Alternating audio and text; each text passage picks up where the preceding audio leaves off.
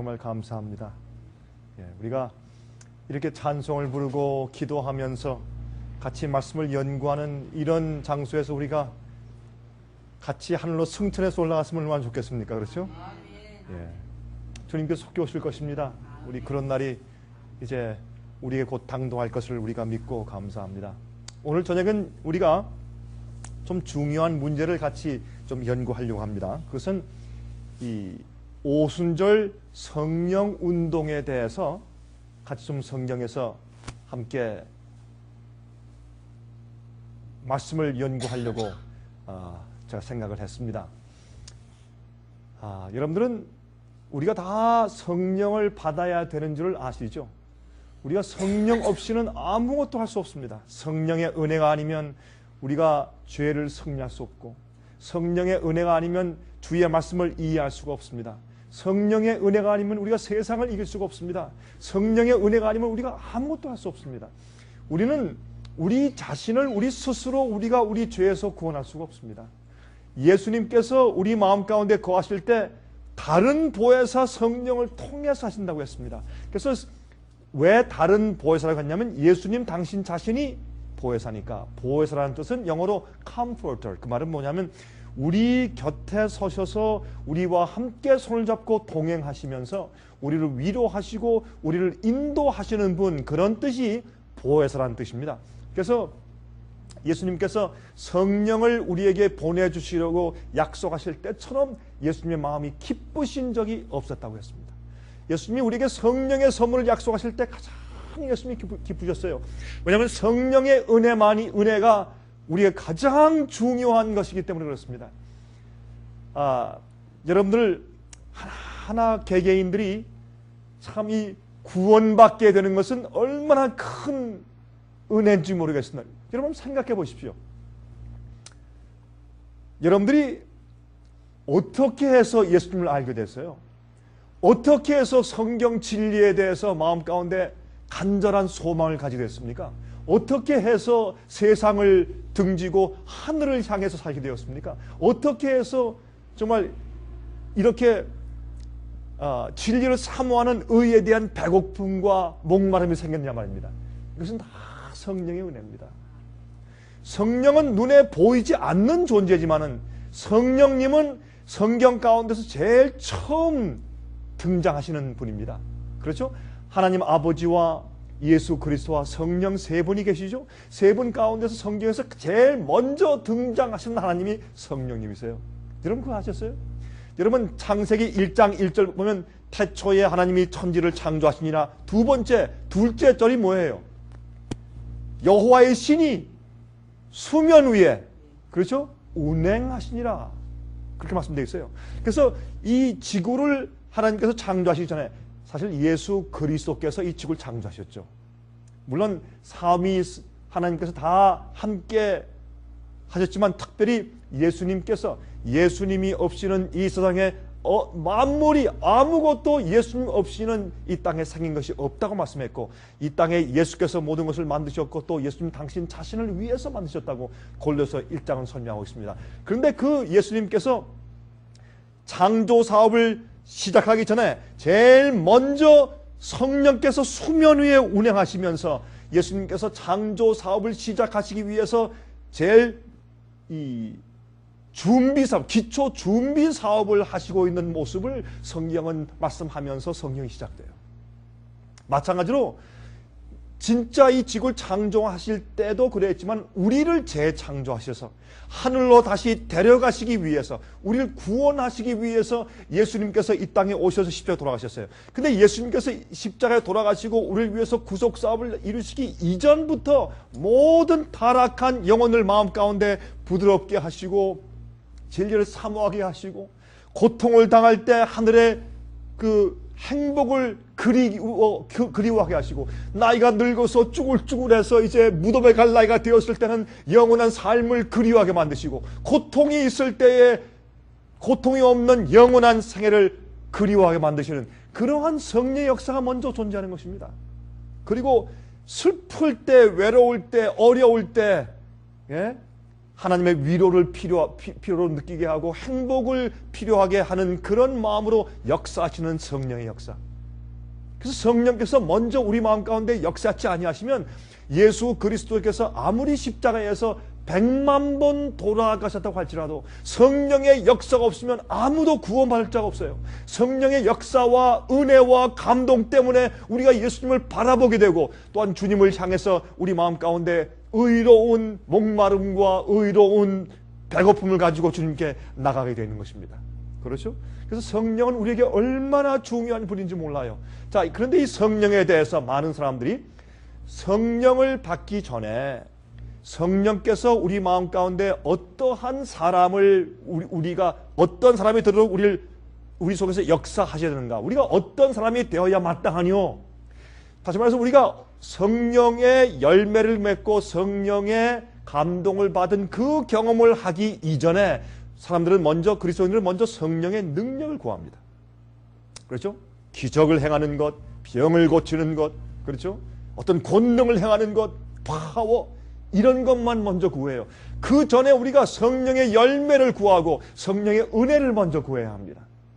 그래서 많은 사람들은 이 오순절 성령을 말할 때, 특별히 방언하는 것을 말할 때 많은 사람들은 정말 성령의 감화로 자기 생애와 마음이 변화되는 경험 없이 성령의 능력과 파워만 먼저 구하는 그런 실수들을 많이 범하는 것입니다. 여러분, 제가 먼저 말씀을 좀 한 가지 말씀을 드리겠습니다. 많은 사람들이 성령의 권능을 원하고 기적 행하기를 원하고 방언하기를 원하고 저 사람은 저렇게 방언이 터지는데 왜 내겐 방언이 터지지 않을까, 이런 마음으로 방언을 달라고 막 기도하고 그런 분들 많죠. 또 남들이 어떤 성령의 능력을 받아가지고 남들과 악수하면 그 사람의 과거가 보인다래요. 한 사람이 저한테, 제가 한국에서 집회를 하는데 한 사람이 저한테 오더니, 목사님 저하고 악수 좀 하십시다. 악수를 이렇게 하면서, 저는 성령께서 저에게 은사를 주셨는데 제가 사람들하고 악수하면서 이 얼굴을 보면은 그 사람의 과거가 다 보입니다. 제가 그랬어요. 저한테 저거 악수를 하길래 참 기분이 좀 안 좋더라고요. 저는 금방 그랬어요. 그럼 집사님 했어요. 그럼 집사님 저희 종로 3가에 가서 조그만 게 펴놓고 점 치시면 되겠네요. 점 보시면 되겠네요. 어제 그렇게 얘기를 했어요. 그분이 굉장히 기분 나빠할 것 같지만 제가 그 앞에서 정확하게 제가 한마디 해줬습니다.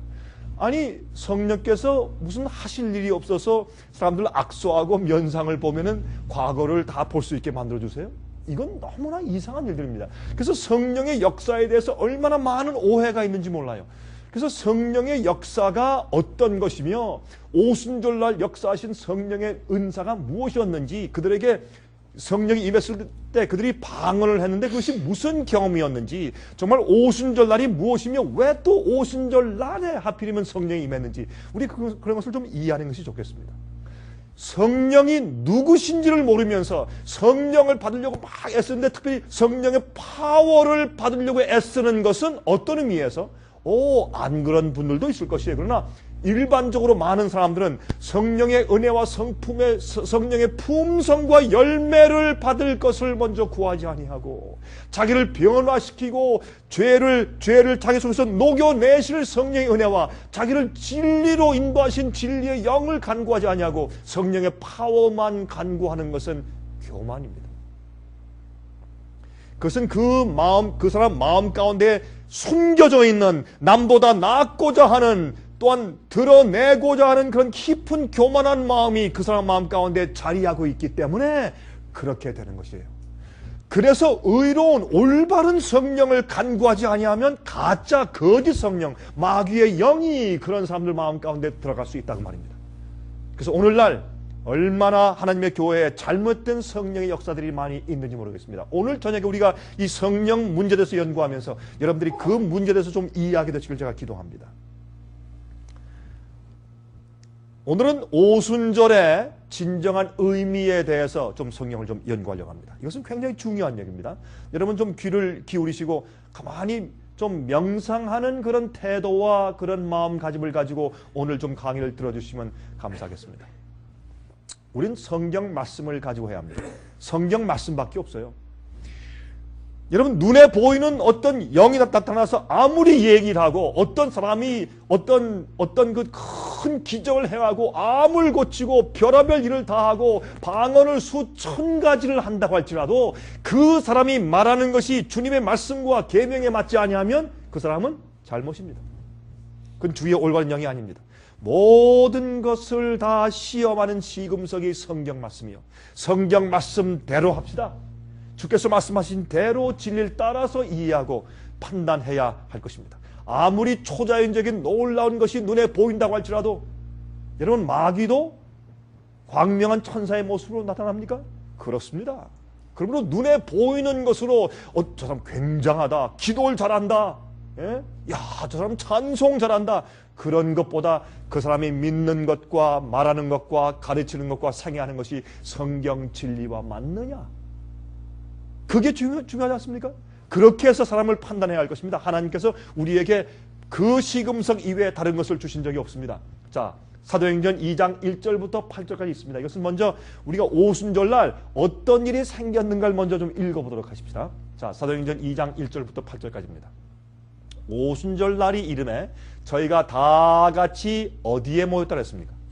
한 곳에 모여. 근데 한 곳에 모였는데 자리에 한 장소에만 같이 모인 것이 아니라 여러분 같은 장소에 한 곳에 모여 있어도 다른 진리에 대한 이유와 다른 마음들을 가지고 모여 있으면 성령이 거의 임할 수가 없습니다.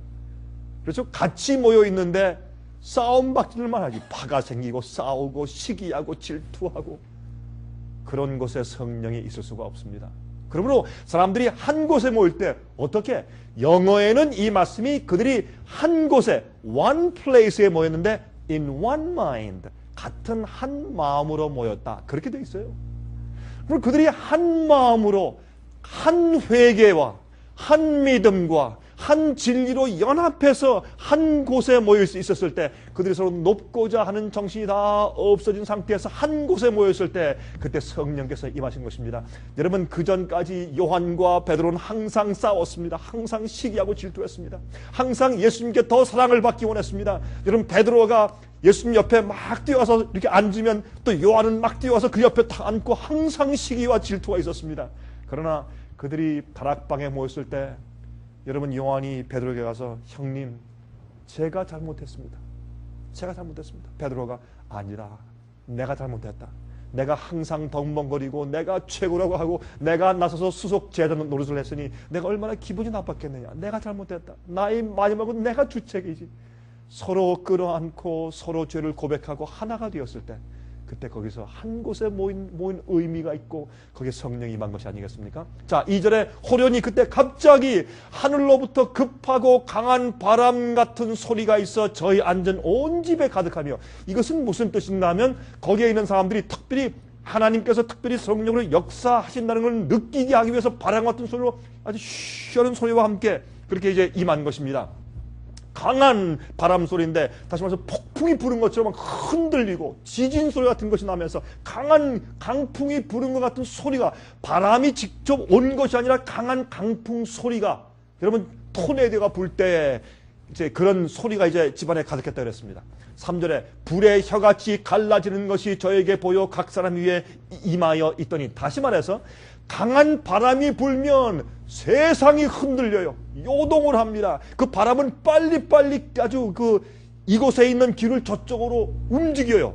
그래서 성령께서 앞으로 여기에 120명 정도 다락방 위에 있는 헌신하고 정말 회개한 주의 백성들을 통해서 앞으로 온 세상에 강한 바람이 부는 것처럼 복음의 기별을 신속하게 이제 전파시킬 것을 상징하기 위해서 바람이 불면서 또 불의 혀같이 갈라지는 것이 저에게 보여 각 사람 위에 임해 있더니, 다시 말해서 이 혀의 모양처럼 생긴 그런 불이 내려와서 각 사람 머리 위에, 그것은 성령께서 그 시대에 그 시점에 어떠한 역사로 임하시는가 하는 것을 상징적으로 보여준 것입니다.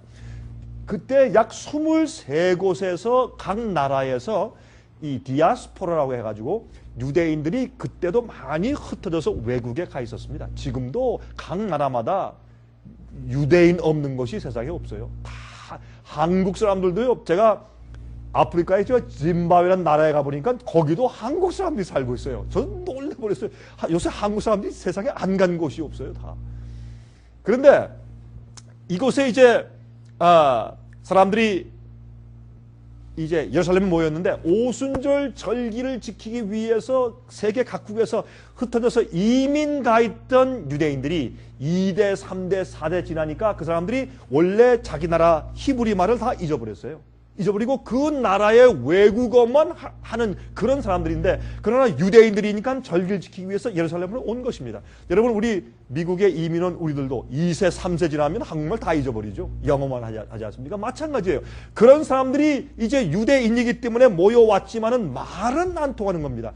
그러니까 이때 절호의 찬스예요. 각 나라에서 세계 각국에서 흩어졌던 유대인들이 모여와 있으니, 그때 십자가에 돌아가시고 부활하시고 승천하신 그 예수께서 그들이 그렇게 오랫동안 고대했던 메시아시다라고 말하면, 그들이 그것을 이해하고 나가면 얼마나 복음이 빨리 세상에 신속하게 전파되겠어요.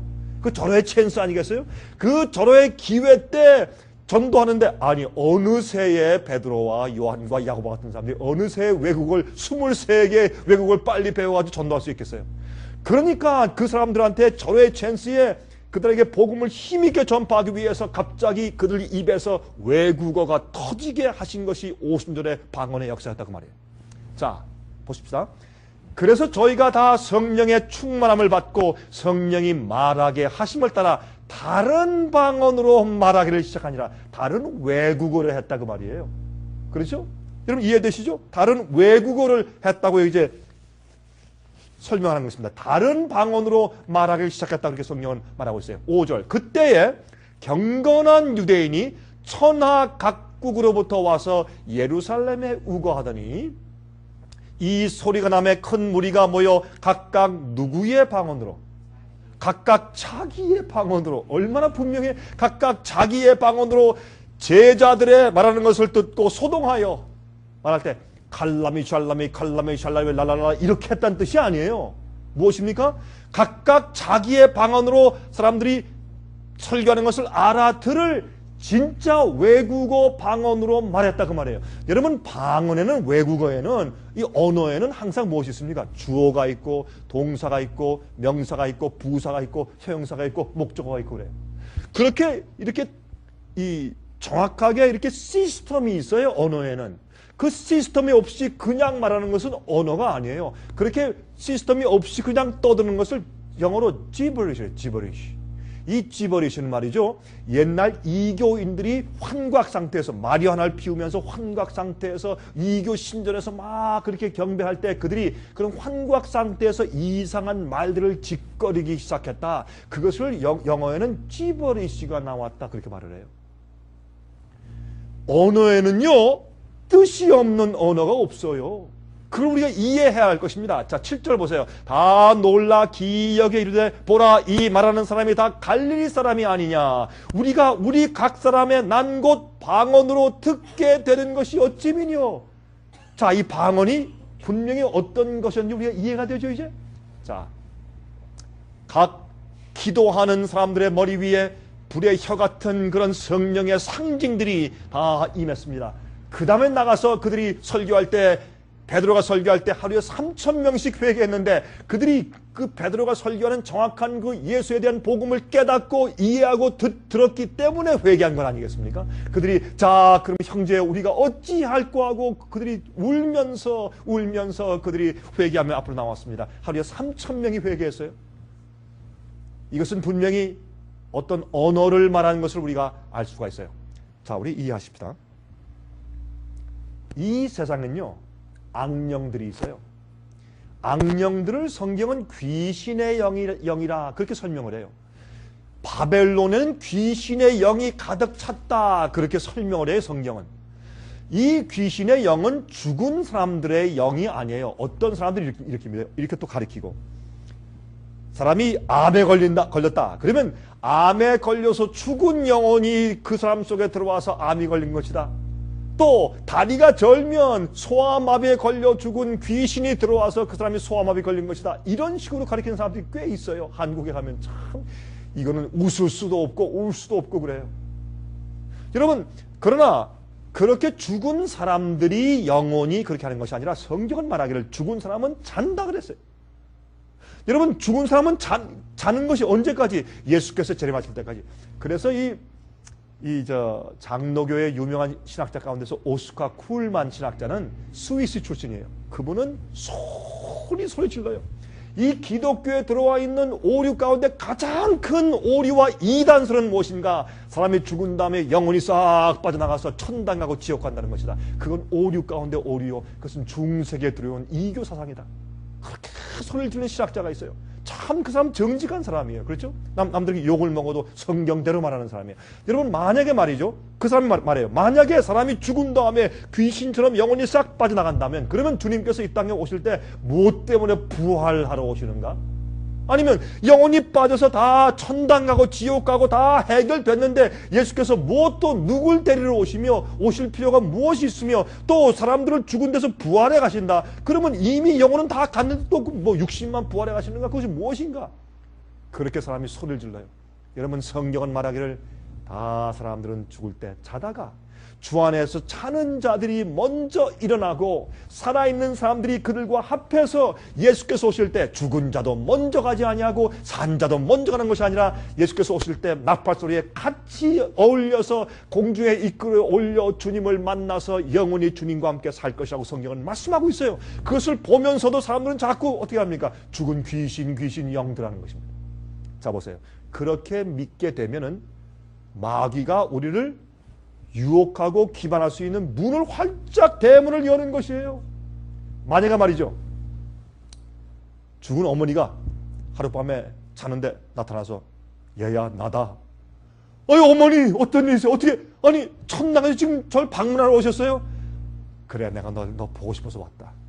그런데 내가 천당에 가보니까 성경에 있는 말씀은 그게 다 꼭 하나님 말씀이 아니다. 이런 말을 한마디 던지고 왔다고 하십시다. 그러면 여러분들이 죽었다가 온 어머니의 영을 믿겠어요? 성경 말씀을 믿겠어요? 여러분 마귀에게 속아 넘어갈 수 있는 큰 대문을 여는 것이에요. 여러분 그래서 성경은 자는 사람 죽은 사람은 잔다 그랬어요. 무덤에서 자는 사람은 아무것도 모른다 그랬어요. 예수께서 말씀하기를 나사로가 죽었을 때 나사로가 잔다 그랬어요. 내가 깨우러 간다 그랬어요. 그렇죠?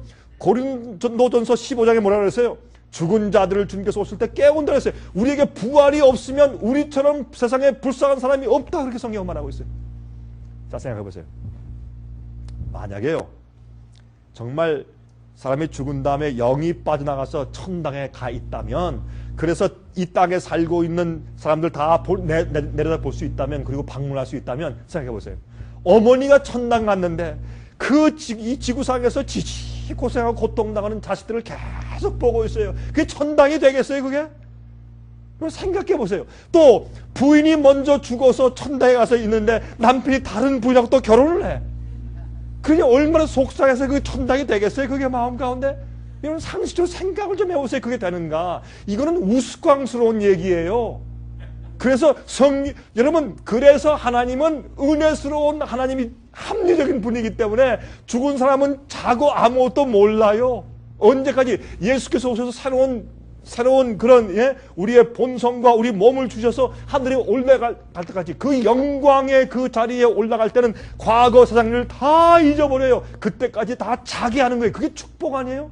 아니 영혼이 올라가서 계속 올라가서 그러면 아담계회는 올라가서 죽지 않고 하늘에서 6천년 동안 세상이 자기의 잘못 때문에 타락한 것을 다 지켜봤으면 그 하늘에 올라가서 맨날 통곡하겠네. 아담은 찬송 부르는 것이 아니라 이게 뭔가 잘못된 생각 아니에요 여러분? 그래서 우리가 성경대로 이런 것들을 믿어야 할 것이에요. 여러분 선한 천사와 악한 천사가 있어요. 악한 천사가 반역에서 쫓겨나서 그들이 이 땅에 와서 악령이 되어서 악령이 죽은 사람처럼 변장하고 나타나서 무당이 확 떨말이죠. 갑자기 무당의 목소리 바뀌죠. 막 노래하다가 나중에 내가 내 앞을 이렇게 이상하게 바뀌죠 목소리. 저 한번 들어봤어요 어릴 때. 그리고 이 대나무가 막 떨리고 말이죠. 작두에서 춤을 추고 그런 사람들이 영원히 죽지 않고 살아있다 말하는 거예요. 근데 왜 성경을 믿는 예수 믿는 사람들이 그렇게 하냐 말이에요. 그러니 얼마나 이상하냐 말이에요 이게. 이교의 가르침이 들어가가지고. 자 교회는 말이죠 참된 부흥이 있고 거짓 부흥이 있어요. 거짓 부흥이요 부흥을 진짜 부흥이다 하고 참된 부흥을 갖다가 저거는 극단이다 그래요. 요새는 교회들에서. 이게 문제예요. 예수님을 뭐라고 그랬어요, 사람들이. 그 당시 유대교회가 예수님 보고 귀신의 왕인 바알세붑에 들렸다 그랬어요. 하나님의 아들 보고. 여러분 상상이 되세요? 하나님의 아들 보고 귀신 들렸다 그랬어요. 그러면 다 됐죠. 이렇게 성령을 모르고 마음이 완전히 기만당한 사람들을 주님께서 어떻게 하시면 좋겠어요? 지금도 여러분 마찬가지예요. 지금도 여러분 지금 예수님께서 진짜 오셔서 인간의 모양으로 어느 교회에 참석하신다면 사람들이 그럴 거예요. 저거 극단 왔네 그럴 거예요. 예수님 보고. 지금 많은 그리스도인들이 옛날에도 그랬어요. 옛날에도. 참된 부흥을 이해하지 않고서는 거짓 부흥을 말할 수 없어요. 사도행전 2장을 연구함으로 오순절날에 정말 어떤 일이 일어났었는지를 알아야 거짓 부흥을 알 수가 있습니다. 그렇죠? 여러분 은행에 가면요. 은행에 가면 가짜 돈을 주어서 가짜 돈을 자꾸 보게 안 해요. 진짜 돈만 자꾸 세게 하면 진짜 돈만 보다가 가짜 돈을 딱 보면 금방 알아맞혀요. 우리가 진짜를 자꾸 알면은 돼요. 그러면 가짜를 금방 알아볼 수 있어요. 식별할 수 있어요. 오늘의 공부는 참된 부흥의 경험이 과연 무엇인지를 가르쳐 줄 것입니다. 오늘의 연구가. 오늘날 거의 모든 교회들은 오순절 성령의 경험을 하려고 애를 쓰고 있으며 그 결과로 오순절 파식의 예배와 카리스마틱 운동이 거의 모든 교회들을 휩쓸고 있습니다. 여러분 카리스마틱 운동이 뭐예요? 그것은 마치 성령께서 우리에게 지금 임해서 큰 초자연적인 어떤 능력이 임하는 것처럼 역사하고 병 고치고 방언하고 하는 능력을 행사하고 하는 그런 것들을 주로 강조하는 것을 카리스마틱 운동이라고 하고 또 오순절 파식의 예배가 뭐예요? 얼마 전에 며칠 전에 저희 있는 곳에 꽤 연세가 드신 분들이 저희 있는 이제 본부에 상해비서 방문을 왔어요. 그래서 저희가 며칠 지내고 가셨는데 그분들이 저한테 이런 얘기를 했습니다. 목사님, 우리들은 장로교 교인들인데 우리가 옛날에 한국에 있을 때 요즘처럼 이렇게 안 했습니다. 정말 경건하게 찬송하고 예배하고 기도했는데 요즘은 교회 가면 이게 교회인지 사교판인지 춤판인지 뭐 알 수가 없다고 사람들이. 예? 찬송을 부를 때 왜 그렇게 춤들을 추는지 그리고 찬송 부를 때 점점 속도가 빨라져가지고 발을 굴르고 손뼉치며 하는데 아니 옛날에 이 장로교 목사님이 찬송 부를 때 인도하실 때 찬송합시다. 그럼 강도창을요 이렇게 쓰세요. 내 주 안에 있는 아주 경건하게 나에게 이렇게 강도창을 아주 엄숙하게 두드리며 찬송하는 것을 저는 어릴 때 보아왔어요. 어디 요새 그렇게 방정맞게 그냥 그렇게 찬송 부르는 것이 옛날에 없었어요. 언제 그게 왜 생겼냐마요. 이상한 성령 운동 예배 형식이 생기면서부터 그런 현상이 생기게 됐어요. 이것은 성령에 대한 성령의 역사에 대한 오해 때문에 생긴 것이에요. 자, 그러면 우리가 이해돼요. 오순절 날에 어떤 일이 일어났었느냐 말입니다. 예? 또 그날에 있었던 일 중에서 가장 중요한 일은 무엇이며 오순절이라는 단어를 생각할 때 제일 먼저 머리에 떠오르는 생각은 무엇인가 이런 것들을 한번 생각을 좀 해봐야 할 것입니다. 자, 일반적인 이해에서 오순절 하면 제일 먼저 우리 마음 가운데 어떤 것이 떠오르냐 말이에요. 제일 먼저 사람들 마음 가운데 기도하는 제자들에게 성령이 임했다. 그렇죠? 두 번째, 그들은 갑자기 방언을 하기 시작했다. 세 번째, 베드로의 설교에 하루에 3,000명이 회개했다. 제자들은 담대하게 복음을 전하기 시작했다. 이런 것들이 대부분 우리가 오순절 할 때 제일 먼저 머리에 떠오르는 생각들입니다. 그런데 여러분 진짜 오순절에 어떤 일이 일어났었는가 하는 것을 우리가 오늘 좀 이해해야 될 것입니다. 이해하면 성령에 대한 이해가 우리 마음 가운데 밝아져요. 자, 우리가 알아야 할 것들입니다. 무엇이 그들을 진정한 부흥 운동으로 인도하였는가? 예? 그것을 이해해야 되고 두 번째, 왜 성령께서 하필이면 오순절 날에 임하셨을까? 이거 중요한 얘기죠. 왜 하필이면 다른 날도 아니고 오순절 날에 임했어요? 또 세 번째, 오순절 날에 과연 무슨 일이 일어났었는가? 우리 이런 것들을 이해하는 것이 우리 중요할 것입니다. 자, 이제부터 보십시다. 그러면 오순절에 관해서 감추어진 진실이 있어요. 많은 그리스도인들이 이걸 몰라요. 이걸 모르고 자꾸 오순절, 성령, 방언, 능력 그렇게 말하지만 오순절에 관해서 감추어진 진실이 그 속에 있어요. 이것을 많은 그리스도인들이 보지 못하고 있어요.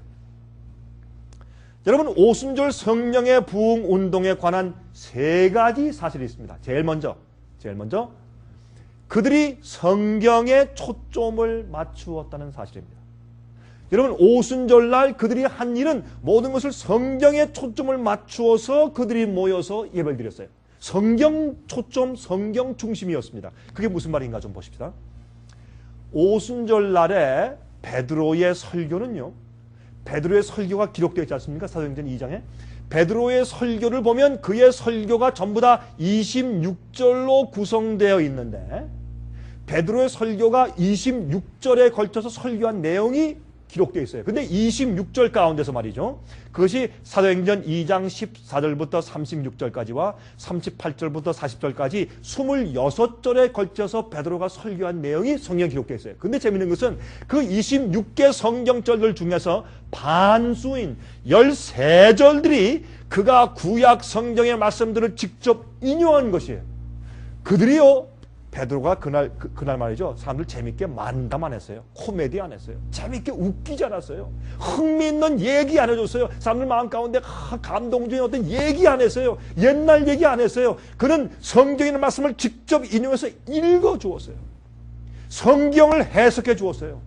여러분, 우리 생애비에 이런 이제 집회 오거나 아니면 테이블 통해서 아니면 인터넷을 통해서 또 DVD를 통해서 CD를 통해서 듣는 사람들이 저한테 가끔 그런 얘기 합니다. 목사님, 제가 처음에 목사님 강의 들을 때 참 좀 딱딱하더라고요. 좀 어렵고 교회 가서 쉬운 설교만 듣고 재미있는 설교, 웃기는 설교만 듣다가 주로 듣다가 목사님의 좀 성경만 가지고 강의하는 얘기를 들으니까 좀 딱딱하다 생각했는데 좀 자꾸 들으면 들을수록 정말 성경 말씀을 이해하는 지혜와 은혜가 마음속에 들어오는 것을 제가 느끼게 되었습니다. 그런 간증을 제가 여러 번 듣습니다. 많은 사람들에게서. 그래서 오늘날 말이죠, 많은 사람들이 성경만 가지고 얘기하고 해석하면 사람들이 딱딱하게 생각해요. 그러나 영적으로 정말 줄이고 목마른 자들은 그런 말씀 속에서 진리를 발견하는 것입니다. 베드로가 성령을 받아서 설교할 때 그의 설교에 반은 성경절을 직접 인용해서 읽어주는 것들이었어요. 특별히 사도 베드로는 요엘서 2장 28절부터 32절, 시편 16장 8절 11절, 시편 110장 1절을 인용했어요. 다시 말해서 너희가 보는 지금 이런 일들은 구약 성경에 이렇게 예언되어 있지 않느냐, 그 일이 지금 너희 앞에서 이루어지고 성취되는 것이야 라고 해서 과거에 예언한 그 구약 성경의 말씀이 지금 성취되고 있다는 것을 증명해서 설명해 주었어요. 오순절 날에는 성경의 예언을 설명해 주었어요. 성경 예언의 성취를. 예를 들어서 이제 맞세가 되면은 해와 달과 별에 어떤 초자연적인 어떤 징조가 생긴다. 그걸 어떻게 풀이했어요?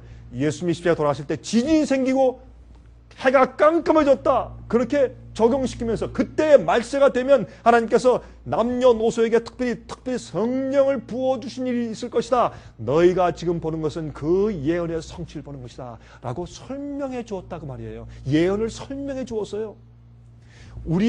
제 강의에서 많은 부분이 예언을 설명해 주고 있어요. 제가 예언 성취를 설명해 주고 있어요. 왜? 그것이 우리가 어느 시대에 살고 있으며 우리가 왜 살고 있으며 무엇을 이해되며 앞으로 어떤 일이 올 것이며 우리가 어떤 경험을 해야 되며 이런 것을 설명하기 위해서 예언에 대한 이 순서들을 제가 설명하고 성취를 제가 설명해 주고 있는 것입니다. 또 여러분 26절 가운데 13절은 직접 성경 말씀을 인용한 것이고 또 나머지 13절들도 그중 11절들이 구약 성경의 말씀을 해석해 주는 말씀들이었고 다시 말해서 26절 가운데서 13절은 직접 인용한 것을 인용해서 읽어준 것이고 그 다음에 또 11절은 성경 말씀을 읽고 해석해 준 것이고 나머지 2절은 호소의 말씀이었어요. 결론이었어요.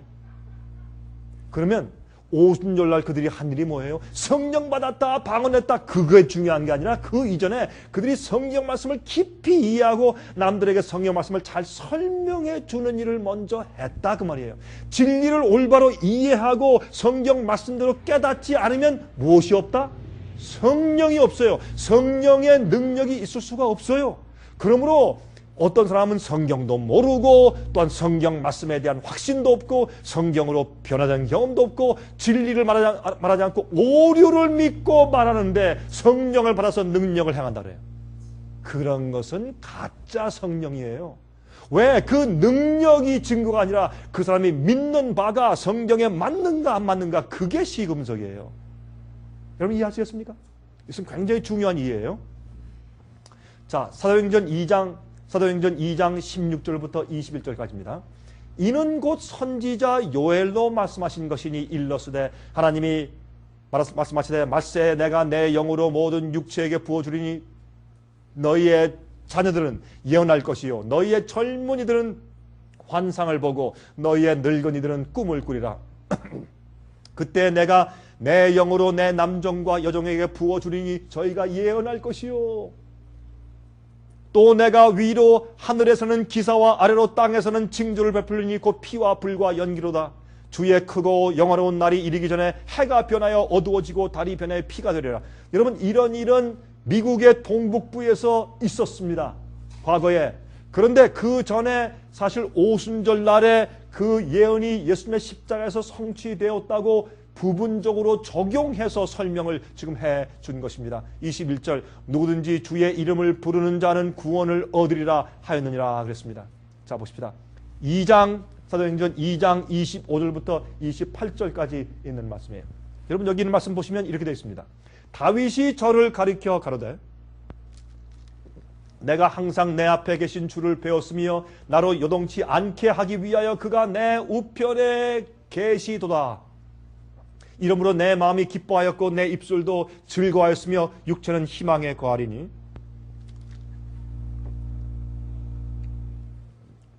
이는 내 영혼을 음부에 버리지 아니하시며 주의 거룩한 자로 썩음을 당치 않게 하실 것이미로다.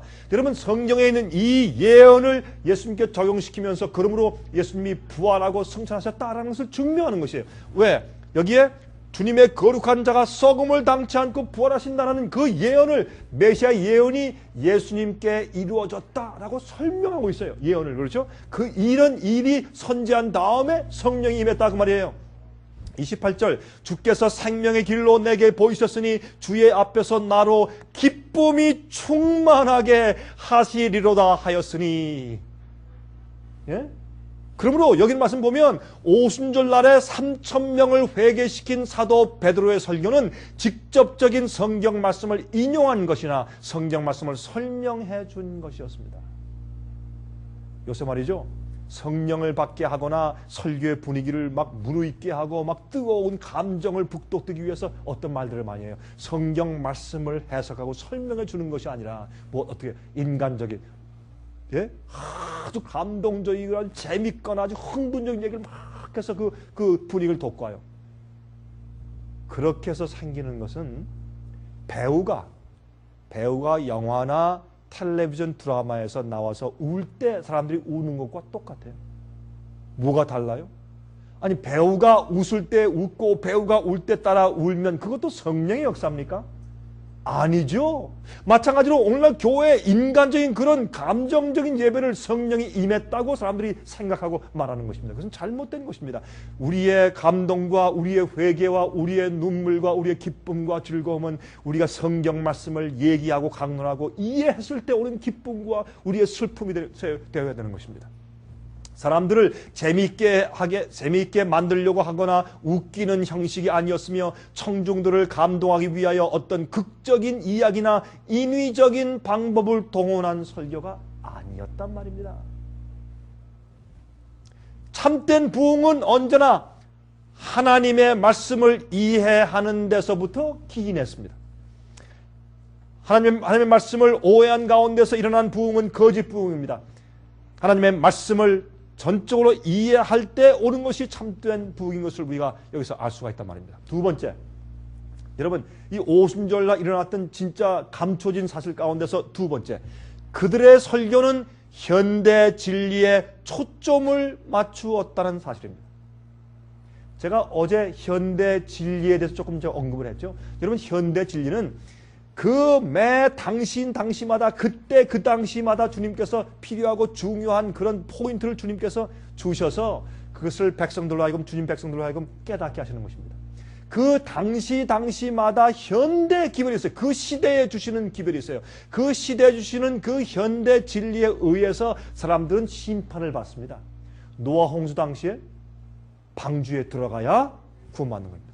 아무리 믿는다고 말해도 방주에 안 들어가면 진짜로 믿는 것이 아니었습니다. 그들이 나 믿는데 왜 날 멸망시키십니까? 할 수 없어요. 그들은 순종하여 방주에 안 들어갔어요. 또 아벨 시대에는 어떻게 해요? 양을 잡아 제사해야 합니다. 엘리야 시대에는 바알을 섬기지 말고 엘리야의 하나님을 섬겨야 합니다. 양을 잡아 제사해야 합니다. 그렇죠? 여러분, 또한 이런 식으로 계속해서 보면 그 시대마다 주님께서 주시는 기별들이 있어요. 그 현대 기별을 우리가 어떻게 취급하느냐에 따라서 내가 그 결과로 내가 주님께 심판을 받는 것입니다. 내 믿음이 참된 것인가 거짓인가 하는 것이 폭로되게 되는 것입니다. 그 현대 진리로. 그래서 침례 요한 때 침례 요한의 말씀을 듣고 회개치 않으면 아는 사람은 아무도 예수님을 메시아라고 받은 사람이 없어요. 침례 요한의 말씀을 듣고 회개한 자만 예수님을 메시아로 받았어요. 베드로는 예수님 당시에 예수께서 부활하고 승천하신 다음에 시편에 있는 그 예언을 예수님께 적용시키면서 그래서 예수님이 메시아고 예수님이 부활한 것이야 라고 그 예언을 바로 이 자기 시대에 적용시키고 알려주었어요. 요엘서가 설명한 그때 큰 성령의 역사 특별히 있을 것이라는 그 성령의 역사를 자기에게 일어난 역사로 적용시켜서 설명해 주었어요. 현대 진리에 초점을 맞췄습니다. 현대 진리는 그 당시 그 시점에 관하여 주신 진리와 성취되고 있는 예언에 대하여 설명해 주는 진리입니다. 자, 보십시다. 제가 첫째 날에 무엇을 말씀드렸습니까? 온 땅을 환하게 하는 영광이라고 해서 제가 그걸 가지고 뭘 말씀드렸습니까? 이 세상의 바벨론의 세력에 대해서 교회 안의 형편과 세상의 형편을 설명을 드렸습니다. 주님께서 우리에게 빛을 주셔서 깨닫게 하시는 것을 설명드렸습니다. 둘째 날 제가 어제 무슨 말씀을 드렸습니까? 어제는 하나님께서 이 세상의 맨 마지막 시대에 사람들한테 어떻게 경고해서 정말 그들이 기만에 빠지지 않고 죄에 빠지지 않고 바벨론의 포도주에 취하지 아니하고 그들이 구원받을 수 있을까? 그것을 세 가지 기별로 강력하게 호소하시는 것을 말씀드렸어요. 마귀도 세 가지 방법으로 자기의 부활을 아마겟돈으로 몰고 가는 것을 제가 말씀드렸어요. 이런 식으로 오늘날 이 시대에 우리가 이해해야 할 영원한 복음, 오늘날 이 시대에 성취되고 있는 바벨론에 대한 정체, 적그리스도의 정체, 짐승의 표에 대한 정체, 이런 것들에 대한 주님 하나님의 인과 짐승의 표, 이런 것들에 대해서 우리가 올바로 이해하는 것이 현대 진리요. 그러한 말씀을 받느냐 받지 않느냐, 그러한 진리를 어떻게 자기가 취급하느냐에 따라서 그 사람이 진짜로 믿음이 있는 사람인지 없는 사람인지 주님께서 테스트하신단 말이에요. 우리는 우리 시대에 우리가 지금 알아야 할 마지막 시대 현대 진리를 우리가 이해해야 할 것입니다. 사도행전 2장 12절 13절 보세요. 다 놀라며 의혹하여 서로 가로되 이 어찐 일이냐 하며 또 어떤 이들은 조롱하여 가로되 저희가 새 술이 취하였다 하더라. 그들이 얼마나 유창하게 설명하는지 담대하고 능력 있게. 그렇죠? 우리 한국 사람 말하기를 용기가 없을 때 술 한 잔 먹고 가서 말한다 그러죠. 너무나 담대하고 또 못 배운 사람들이 각 외국어를 막 유창하게 하면서 말하니까 사람들이 놀라서 새 술에 취했다고 말했어요. 자, 여러분 성령의 부어 주심에 대한 구약의 예언들 좀 보십시다. 구약에 이미 그런 일이 있을 것을 여기 예언해 주었어요. 이사야 32장 15절 필경은 위에서부터 성신을 우리에게 부어 주시리니 이사야 43장 대저 내가 가란 자에게 물을 주며 마른 땅에 시내가 흐르게 하며 나의 신을 내 자손에게 나의 복을 내 후손에게 내리리니 에스겔 39장 28절 29절 전에는 내가 그들로 사로잡혀 열국에 이르게 하였거니와 후에는 내가 그들을 모아 고토로 돌아오게 하고. 이게 무슨 말이에요? 바벨론으로 잡혀갔던 유대인들이 다시 돌아갈 것이란 예언과 함께 그들이 돌아간 다음에 어떻게 해요? 내가 다시는 내 얼굴을 그들에게 가리우지 아니하리니 이는 내가 내 신을 내 성령을 이스라엘 족속에게 쏟았습니다. 앞으로 성령이 그들이 바벨론에서 돌아간 다음에 성령을 특별히 내려주실 것에 대해서 예언을 했다고 말이에요. 그것이 오순절날 이루어진 것입니다.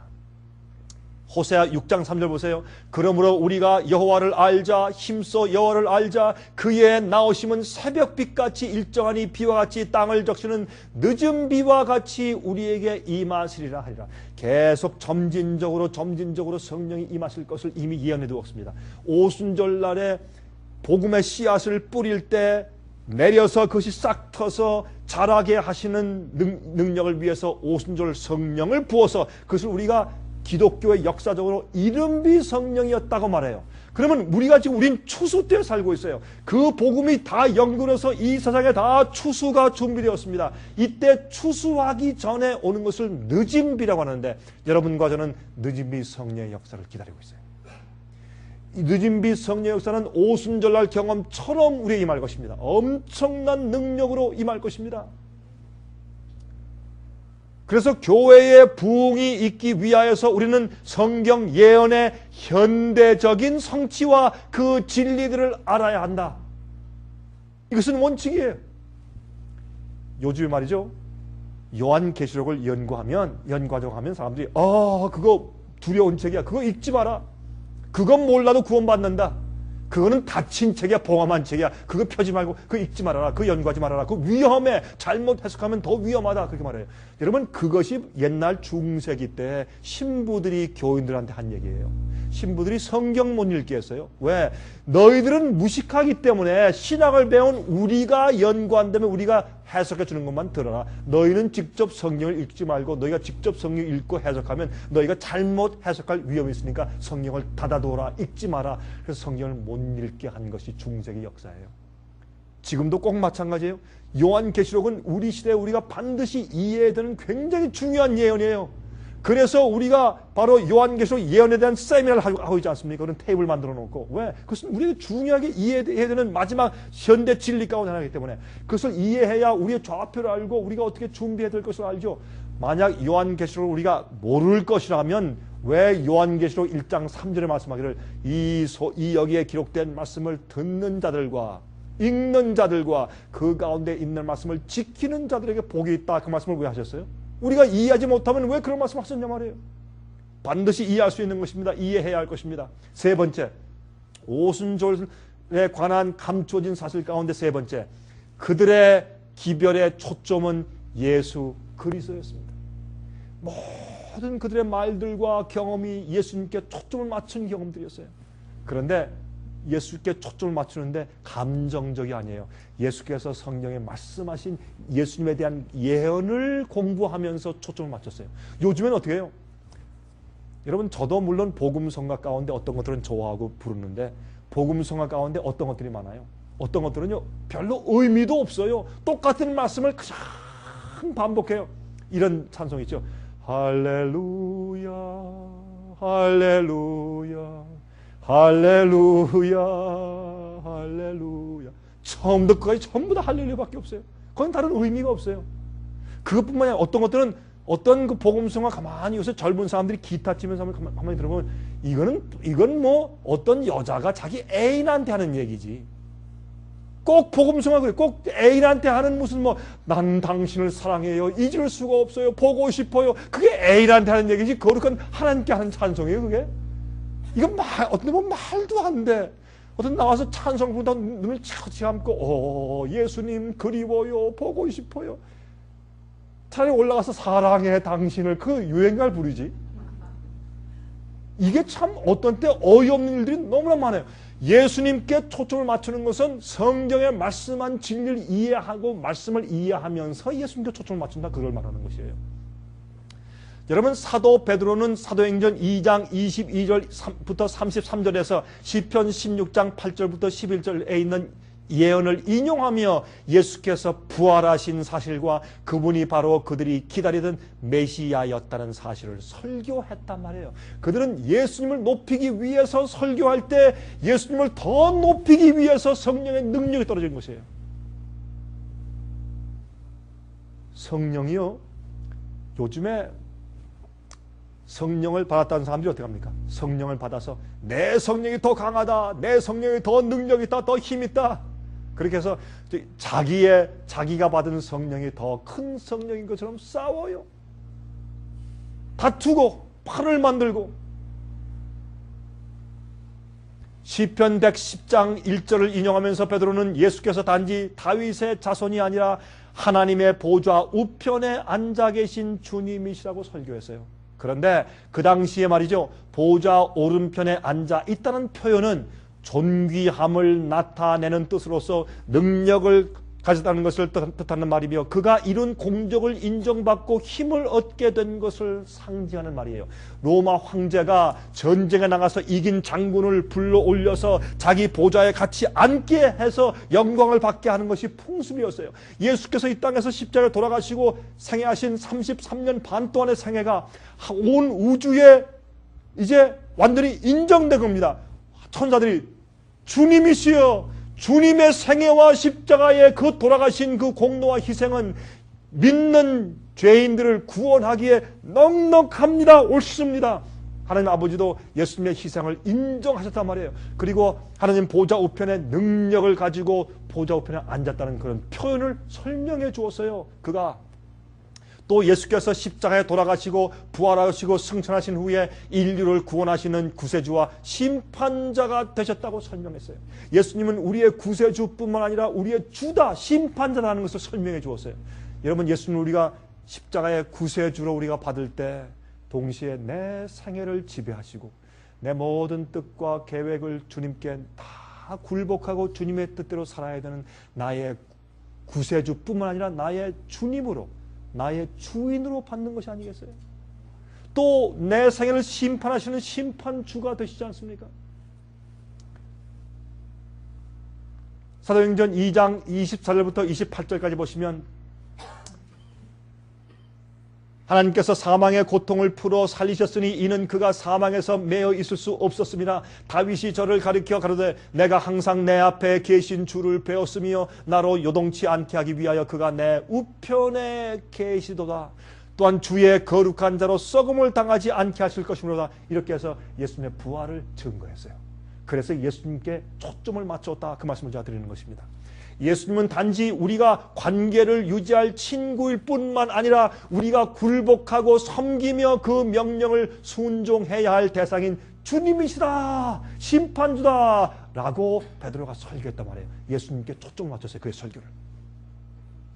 그런데 현대 그리스도인들은 지금 예수께서 하늘에서 무엇을 하고 있는지를 몰라요. 예수님의 현 주소를 잃어버렸어요. 예수님이 하늘에 승천했다. 제가 가끔 묻습니다. 그럼 장로님, 예수께서 부활 승천했죠? 믿으십니까? 아, 믿죠. 근데 주님 지금 하늘에서 무엇 하십니까? 하늘에서 이 땅에서 고생 많이 하셨으니까 지금 계속 2000년 동안 베케이션 하십니까? 어느 휴양지 가서 쉬십니까? 무슨 일 하고 계십니까? 근데 대부분의 교인들이 그걸 몰라요. 예수님이 죽으시고 부활하신 거, 승천하신 것까지는 아는데 지금 하늘에서 무슨 일을 하시는가 그걸 모른단 말이에요. 그게 중요한데 예수님께서 십자가에 돌아가신 것만큼 지금 하늘에서 일하시는 중보사업도 중요한 것이에요. 중보사업은 여러분 지상 성소를 보면 그 성소의 부분들이 있죠. 성소뜰이 있고, 성소뜰은 예수님께서 십자가에 돌아가신 그 사역을 상징하죠. 그 다음에 성소가 있죠. 성소는 예수님께서 승천하신 다음에 하늘에 올라가서 중보 사업하시는 걸 상징하죠. 그 다음에 대속죄일 날 맨 마지막 1년 마지막 날에 지성소로 들어가죠. 그것은 조사하고 심판하시고 죄를 정결케 하시고 우리 죄를 도말하시는 역사 상징하죠. 죄의 도말은요, 여러분과 제가 죄를 다 회개하고 고백하고 버리는 경험이 있어야 돼요. 우리가 죄를 버리지 않고 똑같은 죄를 짓고 있거나 죄를 품고 계속 있으면 그럴 때 주님께서 우리 죄를 지울 수가 없어요. 그건 사기요. 안 그래요? 이 사람이 죄를 다 회개하고 고백하고 죄를 버렸다. 그래서 정결케 된 것, 그런 생애를 봐야 그래야 죄를 지우죠. 주님께서 그 죄의 정결 사업을 하고 있는 것이에요. 하늘의 죄의 책에서 우리 죄를 지우실 때에는 우리 마음의 성전이 정결케 지움을 받아야 돼요, 먼저. 그게 죄의 도말이요. 그 일을 하늘 성소에서 하시고 있는데 이걸 사람들이 이해하지 못해요. 뭐만 강조해? 십자가만 강조해요.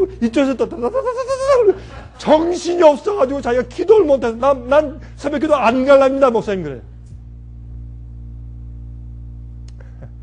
여러분 이게요 그저 웃고만 지날 얘기가 아니라 이게 실제입니다. 오늘날 교회에서 이런 일들이 계속 생기고 있는 것입니다. 이건 오순절을 모르고 오해했기 때문이고 성령이 왜 필요했는지 성령이 왜 어떤 형식으로 임했는지를 몰라서 그런 것이에요. 제가 이렇게 설명을 하니까 대중적으로 인기가 있을 수가 없죠. 누가 절 좋아하겠어요? 여러분 대중적으로. 예? 누가? 한 번 말이죠. 저 집에 누가 전화가 왔어요. 와가지고 저한테 항의를 해요. 목사님 왜 전 지금 열심히 방언하고 있는데 왜 방언을 치십니까? 제가 방언을 친 적이 없는데요. 목사님 그럼 제가 하는 방언이 아닙니까? 막 항의를 해서 제가 한 몇 분 동안 제가 항의를 잔뜩 받았어요. 그러나 여러분 침례 요한은 진리를 전하다가 목이 잘려 죽임을 당했어요. 6개월 동안 말씀 전하다가 목을 잘려 죽임을 당했어요. 저는 지난 10몇 년 동안 말씀을 전하면서 전도 활동을 하면서 아직 안 죽었으니 그것만도 감사하죠. 인기 있는 것만두고 아직 살아있는 것만 감사해요. 진리를 전하면서 곧바른 증언 전하면서. 여러분 예수께서 부활하신 후에 제자들에게 나타나셔서 당신 자신에 대한 성경 예언을 가르치셨어요. 예수님께서 빨리 하늘에 가서 그리웠던 아버지와 시간을 보내고 천천만만 천사와 시간을 보내고 싶지만은 이 땅에서 40일 동안 더 남아서 그들에게 무엇을 가르쳤어요? 당신 자신에 대해서 설명해 준 성경을 계속 더 다시 가르쳐 주시고 가셨어요. 여기 보세요. 누가복음 24장 44절 45절 또 이르시되 내가 너희와 함께 있을 때에 너에게 말한 바 곧 모세의 율법과 선지자의 글과 시편의 나를 가리켜 기록된 모든 것이 이루어져야 하리라 한 말이 이것이라 하시고 이에 저희 마음을 열어 성경을 깨닫게 하시고 예수님은 시간이 있을 때마다 뭘 가르쳤어요? 성경 말씀을 자꾸 가르쳤어요. 그게 그들의 힘이고 진리니까 그래야 성령을 받으니까 예수께서 그 일을 하신 것이에요. 이것은 안 하고 성령의 능력만 받으려고 하니까 마귀의 거짓 영이 임하는 것입니다. 한 분이 저한테 그래요. 목사님, 한 가지 문제가 있습니다. 무슨 문제가 있습니까? 우리 교회는 방언을 잘 제일 잘하는 집사님 두 분이 있는데 그 집사님 두 분이 우리 교회에서 가장 말썽이 많습니다. 가장 문제를 일으킵니다. 그럼 제가 이 방언을 어떻게 이해해야 되겠습니까? 그래. 진짜 성령은 그렇게 안 해요. 여러분, 예수께서는 300개 이상이나 되는 예언들을 성취시켰어요. 당신 자신이. 성경 가운데 어떤 부분이 예수님의 구속의 사역에 대하여 가장 자세하게 예언해 주는지 아세요? 물어보겠습니다. 여러분, 성경 가운데서 어떤 예언이, 어떤 부분이 예수님의 구속의 사역에 대해서 가장 자세하게 예언해 주신 것입니까? 어떤 예언이요? 성경 가운데. 구약 성경에 어떤 예언이 예수님에 대해서 가장 자세하게 예언해 주신 부분이에요? 모세 율법책에 기록되어 있는 절기들이에요. 절기들. 그렇죠? 왜 그래요? 하나님께서는 이스라엘 백성들이 하나님의 구속의 계획에 대하여 잊어버리지 않도록 하시기 위하여 절기 제도를 주신 것이에요. 레위기 23장에 볼까요? 레위기 23장이 설명해 주는 오순절의 의미를 좀 보세요. 6월절은 뭐예요? 예수님의 십자가를 설명해 주는 것이에요. 그렇죠? 요제절과 무교절, 천열매절은 뭐예요? 예수님의 부활을 상징하는 것이에요. 오순절은 추수, 성령을 통해서 알곡을 추수하시는 것을 상징하는 것이에요. 이게 봄절기예요. 6월절 오후 3시에 6월절에 양을 계속 잡아왔어요. 수백 년 동안. 아니, 사실 아브라함 때부터 2000년 동안 그들이. 왜요? 예수님께서 6월절 날 희생양으로 십자가에 돌아가실 것을 그들이 계속 믿고 따라오도록 하기 위해서, 이해토록 하기 위해서. 그랬는데 6월절 날 양을 잡으면서도 6월절 날 그 시간에 오후 3시에 제사장이 양을 잡으려고 칼을 들었는데 양이 도망가고 휘장이, 성령 휘장이 위에서부터 아래까지 쫙 찢어졌어요. 바로 그 시간에 예수님께서 다 이루었다고 갈바리에서 십자가에 돌아가셨어요. 6월절 양을 죽이면서 2000년 동안 하나님께서 메시아를 알려주시기 위해서 6월절 양을 잡아오면서도 그들은 예수님을 이해하지 못하고 죽였단 말이에요. 예수님을 가장 잘 이해할 수 있도록 그들이 잊어버리지 않게 하기 위해서 예언을 주신 것이 절기제도요. 요제절, 6월절이 있은 다음에 그 3일째 되는 날 아침에 요제절날 천열매를 갖다 흔들어 바쳤어요. 그것은 예수님의 부활을 상징했어요. 그 다음에 이때부터 시작해서 어떻게 해요? 오순절, 50일째 되는 날. 그러니까 7주일, 77, 49, 49일 지난 다음에 그 이튿날인 50일째 되는 날, 오순절 날은 그때는 추수 때예요. 예? 특별히 밀을 추수해요. 밀을 다 추수한 때예요. 그래서 그때는 이미 예수님께서 십자가에 돌아가시고 부활하신 다음에 50일째 되는 그때 성령을 내려서 알곡들을 추수하실 것이라는 오순절에 대해서 이미 예언해서 2000년 동안 그들이 오순절을 지켜왔단 말이에요. 그러면 오순절날 성령이 임해서 특별한 추수가 있고 알곡을 거두어 드리는 특별한 역사가 있을 것을 그들이 기대했어야 된단 말이에요. 그래서 오순절날 성령이 임한 거예요. 성령이 임해서 그때 하루에 3000명이 회개하고 알곡이 추수됐어요. 많은 사람이 거절했지만은 그러나 유대인 가운데서 5000명 나중에 3000명 나중에 5000명까지 그렇게 알곡들이 추수가 되었어요. 그들이 성령을 받고 외쳤을 때. 그래서 오순절날 성령이 임한 것이에요. 그 이후에 긴 여름이 지난 다음에 가을에 또한 절기가 있어요. 무엇입니까? 나팔절이에요. 대속죄를 준비하라는 나팔절이 있어요. 대속죄일에 그때 대속죄는 무엇입니까? 모든 죄악들에서 정결케 되는 심판날이에요. 그 다음에 장막절이 와요. 장막절은 이 올리브나 또 과일들, 포도 이런 것을 전부 다 추수해서 그것을 곳간에 들여놓고 그 다음에 지키는 것이 장막절이요. 장막절 이 지키기 전에 추수가 있어야 돼요. 그 추수 때는 무엇이 와요? 이젠 성령을 통해서 또 알곡이 추수돼요. 이때는 예루살렘에서 알곡이 추수되었지만 이때는 온 세계적으로 알곡이 추수가 돼요. 여러분, 오순절날 성령처럼 지금도 우리가 성령을 기대하고 있어요.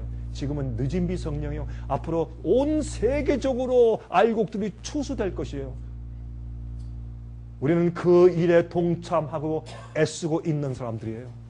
생애빛은 바로 이 일이 생길 때 많은 영혼들이 다리를 지나서 바벨론의 포도주에서 취한 상태에서 벗어나와서 진리로 와서 알곡으로 추수될 영혼들을 바라보고 믿음으로 우린 씨를 뿌리고 있는 사람들이에요. 우리가 그 일을 하고 있는 것이죠, 지금.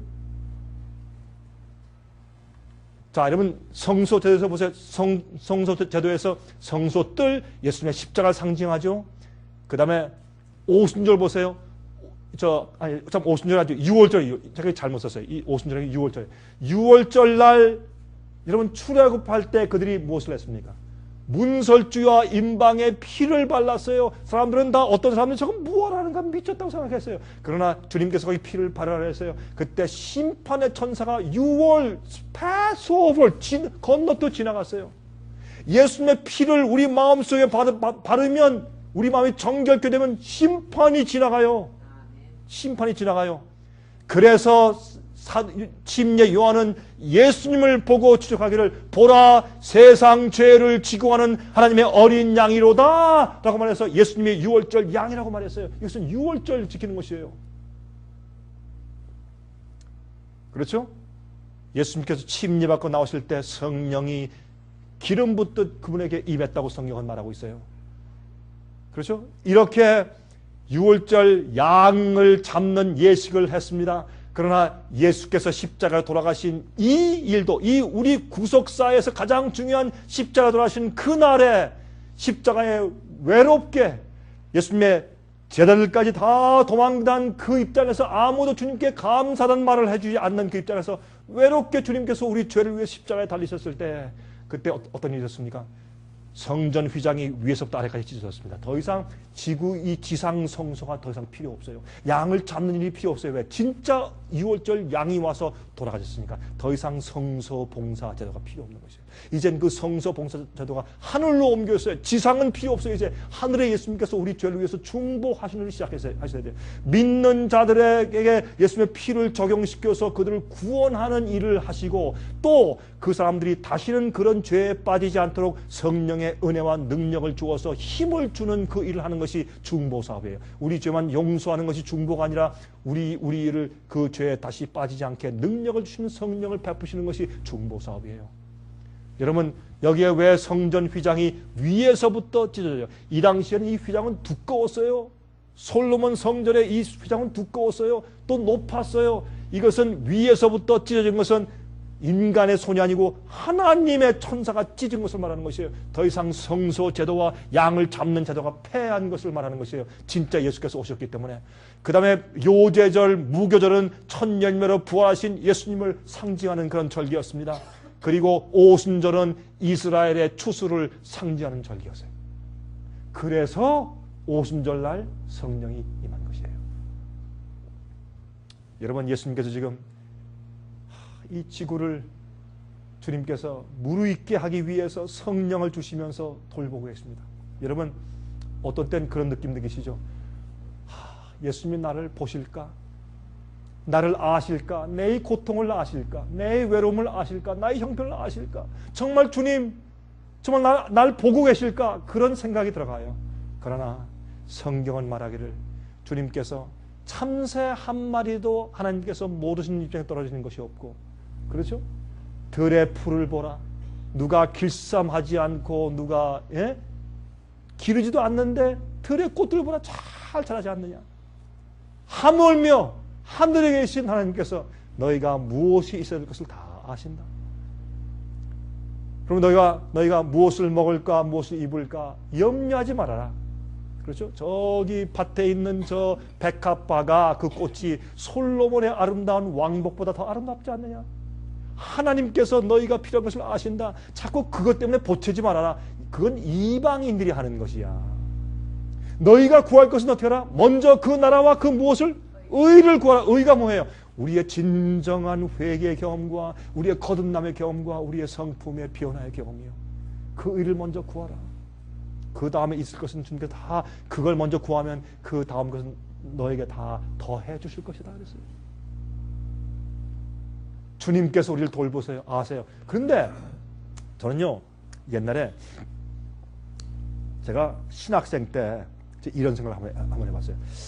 예수님께서 저한테 천사 한 명만, 아니 천만만 천사니까 수백억 아주 수백억, 그 천사들 많은데 한 명만 딱 보내가지고 그 영광의 광채를 탁 비치면서 나한테 예수께서 당신을 알고 있어. 용기를 내시오. 한마디만 딱 하고 싹 사라지면 내 믿음이 얼마나 잘할까. 예? 그러면 내가 설교할 때 훨씬 힘이 있을 수 있고 내가 천사를 보았어 하니까 얼마나 힘이 있겠어요. 그런 생각이 자꾸 들어가더라고요. 제가 한번 기도할 때 그랬어요. 예수님 많이도 말고 천사 한 번만 만나게 해주세요. 어떤 사람은 천사 만나서 도움 받았다는 그런 간증도 하는데 저는 한 번도 천사를 본 적이 없단 말이에요. 그런데 가만히 생각해 보니까 그 기도에 문제가 있더라고요. 천사를 봤죠. 한번 보면은 이게 이상하게 사람은 그래서 중독에 걸리는 거예요. 천사를 한번 봤죠. 그 다음에 어려운 일이 생기면 주님 한 번만 더 이렇게 돼요. 그 다음부터 한 번 보고서 천연적인 것을 보고 느끼고 믿었으면 그 다음부터 조금 더한 것이 보여야 믿어져요. 사람은 뭘 보면 믿을 것 같죠. 그 두 번째 어려운 낙심하잖아요. 그럼 더 큰 것이 와야 돼요. 그래서 처음에 마약을 하는 사람이 조금 하다가 나중에 그 도수가 점점 늘어가요. 똑같아요. 그리고 보세요. 우리가 눈으로 봄으로 믿고 용기를 얻는다면 안 보일 때는 못한단 말입니까? 주님께서 그래서 어떤 때는 우리에게 전혀 계시도 안 보여주시고 꿈도 안 주시고 말이죠. 천사도 안 보여주시는 거예요. 우리는 눈에 보이는 것을 행하지 아니하고 보이지 않는 것으로 행한다 그랬어요. 예? We walk not by sight but by faith. 믿음으로 보이지 않을 때 믿음으로 가는 것이에요. 그러면 우리가 믿는 바의 기초가 뭐예요? 눈에 보이는 천사예요? 기적이에요? 방언이에요? 뭐예요? 우리가 믿는 기초, 우리를 확신을 주는 기초는 성경 말씀 진리예요. 진리가 이러하니까 여러분 성경 진리를 연구하면 할수록 너무나 역사적으로 옳고 너무나 도덕적이고 너무나 과학적이고 기가 막혀요. 성경 연구하면 예언이 얼마나 그렇게 기가 막힌지 부인할 길이 없어요. 저는 학생 때 말이죠. 저는 젊을 때 성경 예언을 연구하다가 전 탐복하고 제가 아주 납작 엎드려서 하나님 저 죽여주십시오. 주님 마음대로 하십시오. 주님은 살아계시고 하나님이십니다. 나의 주님이십니다. 제가 굴복했어요. 성경 말씀의 예언이 얼마나 정확한지. 전 그래서 지금도 예언을 제가 강연하는 목사예요. 예언은 우리를 하나님을 믿게 하고 이 성경이 진짜 주의 말씀인 것을 확신시키는데 충분해요. 그 능력이. 여러분 가을절기에 성춘 말이죠. 성경 진리와 예언을 알아야 적당한 시기마다 내리시는 하나님의 성령의 역사를 이해하게 만들어요. 이런 사건이 지났다. 요담에 무엇이 올 것인가 하는 것을 우리가 알아요. 성경을 알아야. 성경 예언을 알고 진리를 알아야 하는 것입니다. 그래서 여러분 성경에 보면 성소가 있는 다음에 나중에 대속죄일에 지성소에 들어가요. 지성소에 들어가면 법궤가 있는데 법궤 위에는 두 그룹 천사가 있는데 두 그룹 천사가 날개로 서로 이렇게 해서 날개가 닿고 다른 날개로 자기의 몸을 가리고 있는 모습을 여기에 해놓았어요. 이것은 무엇인가 하면 하나님의 보좌주 위에서 자기를 가리우며 두려운 심정에서 주 앞에 이렇게 자기를 가리는 걸 모습을 말하는 것이에요. 우리가 주 앞에 기도할 때 예배 드릴 때 우리는 경박하게 하면 안 돼요. 참 거룩하고 경건하게 예배를 드려야 할 것입니다. 천사도 하나님 앞에서 주의하고 경건하게 주 앞에 찬송하고 그 말을 한다고 그랬어요. 그들은 항상 할렐루야 찬송을 부른다고 했어요. 거룩한 주님 앞에서. 근데 이 법궤 위에는 시은자예요. 주님의 영광의 광채가 나타나요. 근데 이 법궤 안에 두 돌비 십계명이 있어요. 우리 이 안에 들어갈 땐 우리는 십계명 앞에서 우리가 심판받는 것이에요. 주님의 율법이 우리 속에 죄가 있는지 없는지를 심판해요. 우리 마음 가운데 죄에 가늠하는 정신이나 그다음에 또 탐내는 정신이나 또 훔치는 정신을 품고 있으면 계명이 우리에게 죄를 지적하는 것입니다. 그럼 우리가 주 앞에 하나님 앞에 마지막에 설 수가 없어요. 예수의 피의 보혈로 우리가 계명이 우리에게 흠을 잡을 수 없을 정도로 우리 마음이 정결케 되어야 할 것입니다. 그것이 대속죄의 경험이요. 이것이 성서가 말하는 것입니다. 그래서 주님은 지금 각 개인들의 그 책을 펴시고 아버지 앞에 아버지시여 나의 피를 기억하시고 이 사람에게 조금 더 기회를 주십시오. 아직 내 사업이 안 끝났습니다. 이 사람에게 조금만 기회를 주십시오. 그래서 우리가 지금 죽지 않고 살고 있는 것입니다. 그래서 이 은혜 기간 동안에 주님의 진리를 이해하고 주님의 사랑에 깊이 빠진 다음에 죄를 우리 마음과 생에서 다 내보낼 수 있는 기회를 주시는 것입니다. 이것이 은혜 기간입니다. 주님께서 우리 각 개인의 양심을 살피시고 심판하고 있는 때 우리가 살고 있는 것이에요. 그 예수께서 이 구렁텅이에 십자가를 놓으시고 우리를 오라고 초청하십니다. 근데 우리는 우리의 죄를 용서하실 뿐만 아니라 예수께 나가면 예수께서 우리 마음 가운데 의로운 삶을 주세요. 거듭나면 예수의 마음을 받는 것이에요. 너희 안에 이 마음을 품으라 곧 그리스도 예수의 마음이라 그랬어요. 예수의 마음이 들어오면 우리는 자연히 주님의 계명을 따라 사는 의로운 사람이 되는 것입니다. 주님의 성령의 능력을 통해서 죄를 승리하는 사람이 되는 것입니다. 죄를 승리하지 못하면 그것은 예수를 모른다는 뜻이에요. 똑같은 거듭났다고 하면서 똑같은 죄의 습관에 맨날 종처럼 맨날 끌려다니는 것은 그것은 복음의 능력을 모르는 것이에요. 복음은 우리를 죄에서 구원하는 능력이에요. 파워예요. 예수님께서 승천하실 때 옆에 있던 천사가 뭐라 했습니까? 너희 갈릴리 사람들아, 왜 하늘로 올려오는 예수만 쳐다보느냐? 너희 눈에서 올리우신 그 예수는 너희가 본 그대로 이 땅에 다시 오실 거라 그랬어요. 여러분, 예수께서 이 땅에 오시는데 왜 하늘만 쳐다보느냐? 너희 주위를 보라. 모르는 자들이 얼마나 많으냐? 너희 할 일이 많다. 위만 보지 말고 주위를 보아라. 일을 해라. 말씀을 전해라. 그래서 그들은 성령을 받았습니다. 그리고 말씀을 전한 것입니다. 예수께서 말씀하기를 너희는 예루살렘을 떠나지 말고 여기서 거하라. 내가 위로부터 너에게 성령을 부을 텐데 너희가 성신을 받으면 너희는 내 증인이 될 것이라. Witness. 증인이 뭐예요?